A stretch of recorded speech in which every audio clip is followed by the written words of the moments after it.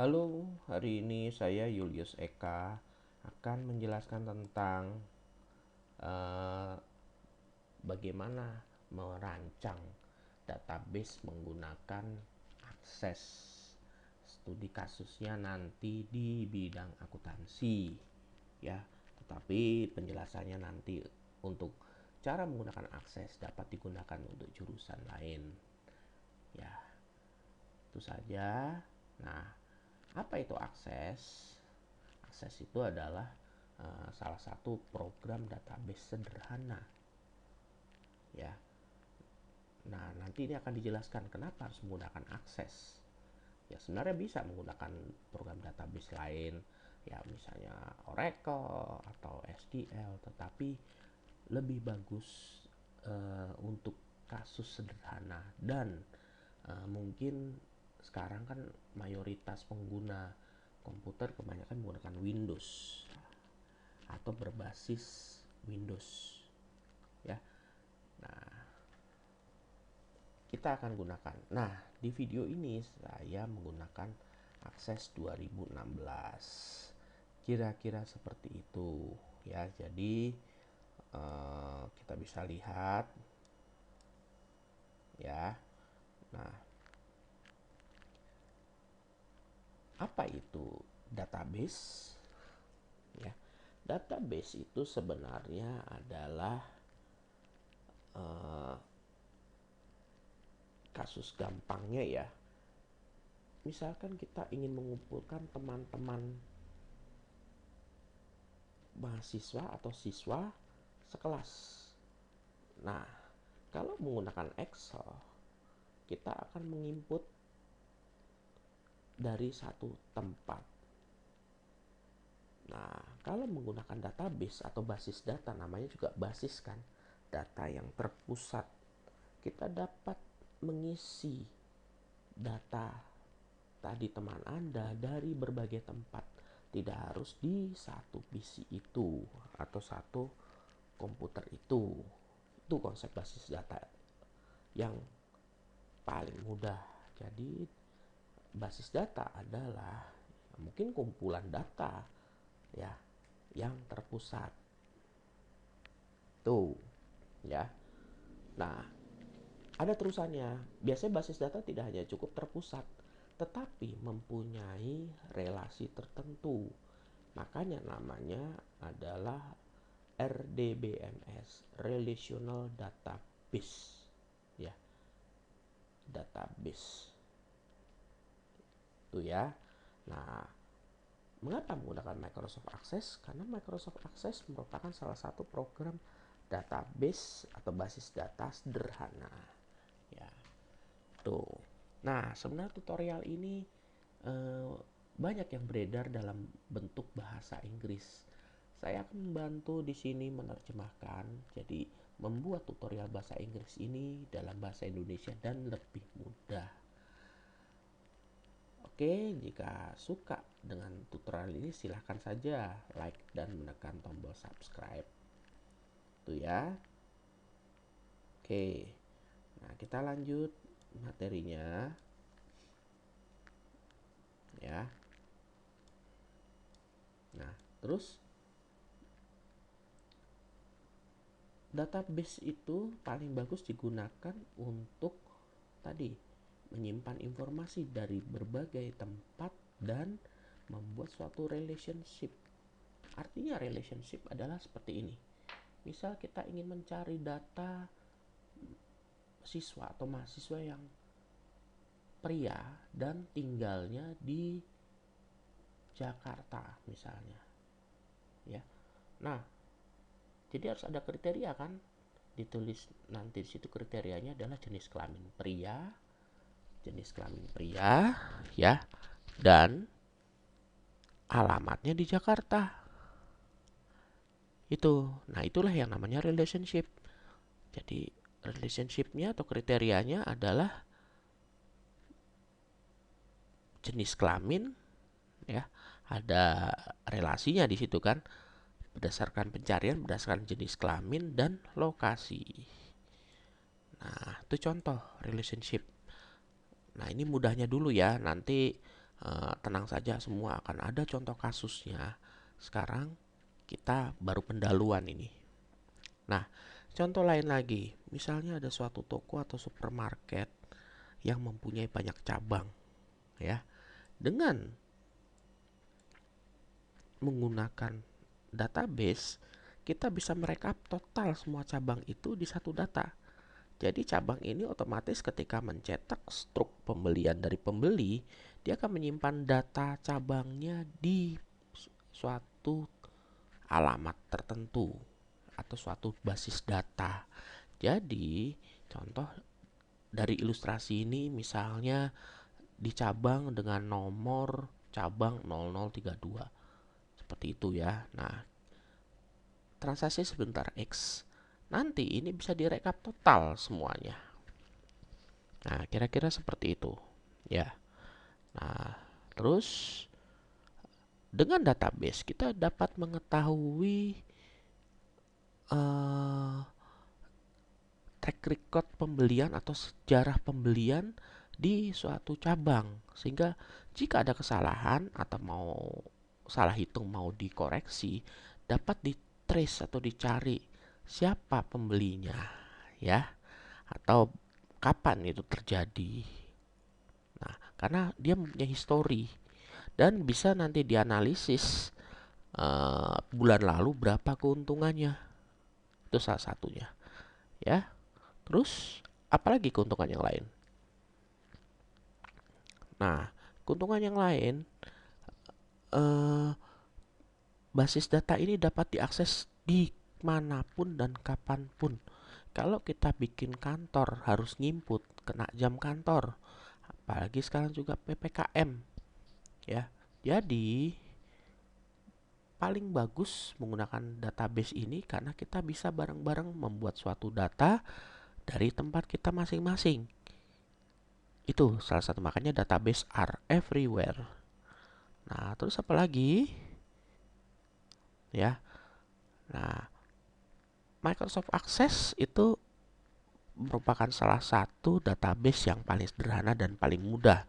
Nanti kalau Anda sudah ahli, Anda dapat menggunakan database yang tingkat lebih besar, misalnya MySQL, Oracle, ya.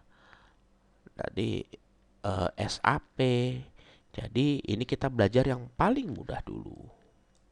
Ya. Nah, terus apalagi? Biasanya kalau menginstal baik juga yang trial atau yang juga sudah berbayar, akses juga salah satu yang sudah terinclude dengan Microsoft Office sehingga sekarang mudah dipelajari dan sumber-sumber dari internet pun banyak. Ya, karena ini juga kerja keras dari Microsoft ya, dari tim Bill Gates, sehingga dulu Microsoft yang belum terkenal. Jadi waktu itu zaman saya itu operating system Windows itu masih kalah dengan IBM, ya. Biasanya dikatakan dulu yang menggunakan Microsoft itu PC jangkrik. Nah, sekarang jadi booming karena semua orang pakai dan tergantung. Itu ya. Nah, terus apalagi untuk membahas database yang sulit sebelum mencapai SAP atau Oracle, akses salah satu cara belajar database yang paling mudah, dari data mudah sampai sulit, ya. Makanya masih banyak orang yang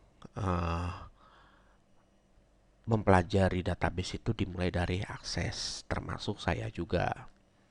Ya, itu ya. Terus dalam kasus ini kita bisa bikin suatu database sederhana dulu ya. Caranya misalnya Anda dapat memasukkan kontak list atau data teman-teman Anda, misalnya teman kampus, kita kumpulkan teman angkatan. Nah, silakan Anda coba. Nah, gampang caranya ya. Caranya nanti Anda masukkan tabel ya. Nah, tabelnya ini nanti punya relasi. Kita akan belajar nanti di akses yang namanya one to one atau one to many ya. Artinya misalnya satu untuk banyak, banyak untuk satu. Contoh satu untuk banyak. Satu dosen mengajar banyak mahasiswa. Ya kan? Bisa. Nah, seperti itu. Atau di sini kalau many to one, banyak mahasiswa memilih satu mata kuliah. Misalnya, itulah contohnya ya. Nah, itu yang namanya relational database. Nah, kelebihannya apa menggunakan basis data ini? Tentu mengurangi error. Karena bisa saja sebenarnya nama saya misalnya Julius Eka menjadi Julius Eka AS. Ada juga Julius EAS. Satu orang tapi karena mungkin salah ketik atau mau disingkat menyebabkan satu orang menjadi banyak orang. Nah, itu yang sering uh, terjadi di database ya. Nah, dengan ada database ini yang ada relasi, itu akan sangat mengurangi data entry error atau memasukkan data yang salah ya. Nih, contoh ya di tulisan ini nama yang benar Steve, tapi mungkin karena kena misalnya grammarnya jadi Stephen ya.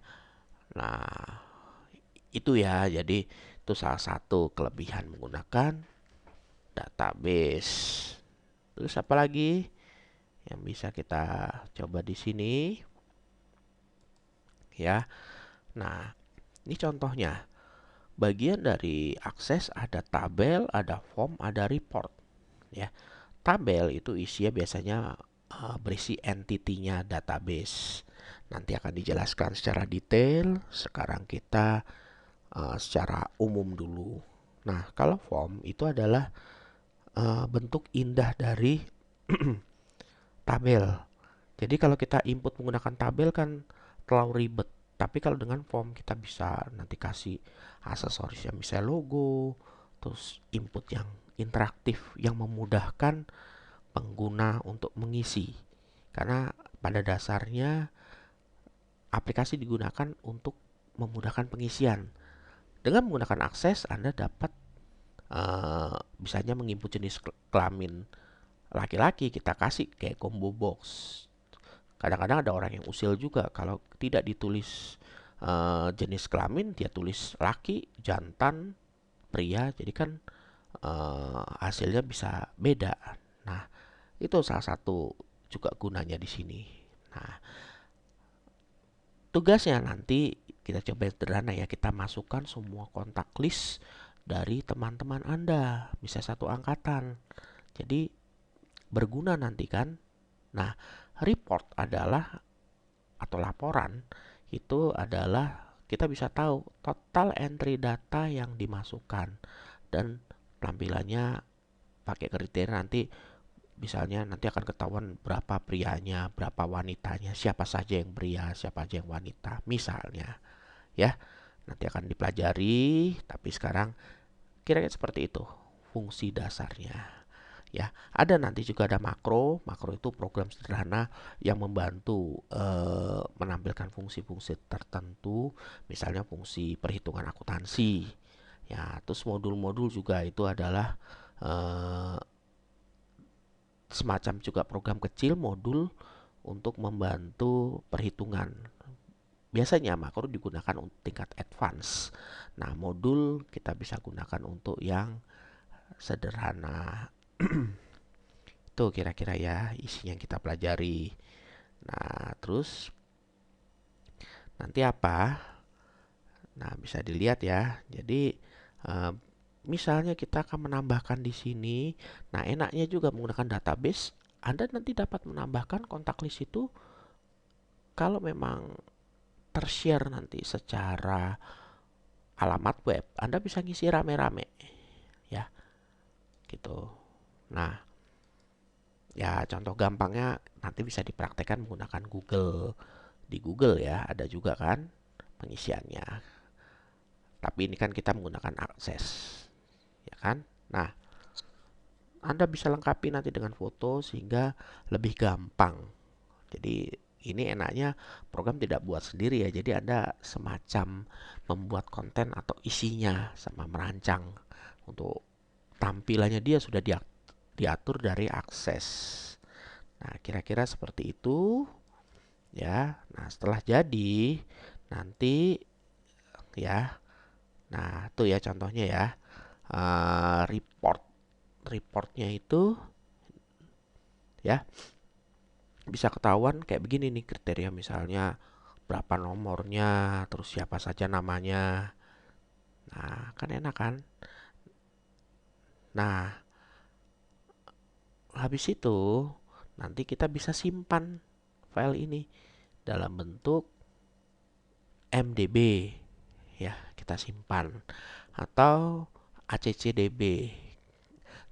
Tapi umumnya kalau nanti mau dikoneksikan dengan program lain, jadi bisa kerjasama dengan tim programmer, banyak sekali program-program luar yang support ke MDB tipe database-nya. Nah, jadi itulah cara komunikasi dari orang yang berlatar belakang akuntansi dengan tim programmer. Salah satunya ya. Nah, kira-kira seperti itu isinya yang kita pelajari. Oh ya, jangan lupa akses ini juga support di Macintosh. Jadi kalau yang punya MacBook juga bisa menggunakan akses ini, juga menggunakan PC biasa juga bisa, sama fungsinya. Ya, makanya itu dia salah satu. Kalau kita menggunakan kayak MySQL atau lain-lain, MacBook juga punya keterbatasan. Bukan terbatas unit komputernya, tetapi developer kebanyakan sekarang berbasis Windows pengembangan softwarenya. Ya, mungkin itu saja dari saya. Jika suka dengan tutorial ini dan merasa terbantu karena bahasa Indonesia, silakan like and subscribe. Oke, terima kasih semuanya. Sehat selalu.